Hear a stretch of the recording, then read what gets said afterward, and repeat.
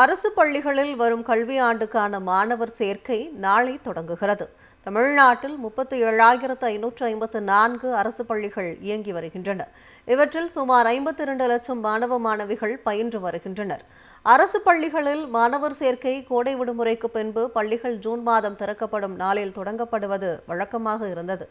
மாணவர் சேர்க்கையை அதிகரிக்கும் நோக்கில் கடந்த 2024ஆம் ஆண்டு முதல் மாணவர் சேர்க்கை முன்கூட்டியே மார்ச் மாதம் தொடங்கப்பட்டு வருகிறது. இதற்கு பெற்றோர்களிடம் பரவலான வரவேற்பு உள்ளது. இந்நிலையில் வரும் கல்வி ஆண்டுக்கான மாணவர் சேர்க்கை நாளை தொடங்க உள்ளது. இதற்கான உரிய முன்னேற்பாடுகள் செய்யப்பட்டுள்ளன. 5 வயதுக்கு மேற்பட்ட குழந்தைகளை அருகே உள்ள அரசு பள்ளிகளில் சேர்ப்பதற்கான நடவடிக்கைகளும் முடுக்கிவிடப்பட்டுள்ளன. மேலும் மாணவர் சேர்க்கைக்கான விழிப்புணர்வு செயல்பாடுகளையும் முன்னெடுக்க வேண்டுமென பள்ளிகளின் தலைமை ஆசிரியர்களுக்கு பள்ளிக்கல்வித்துறை அறிவுறுத்தியுள்ளது.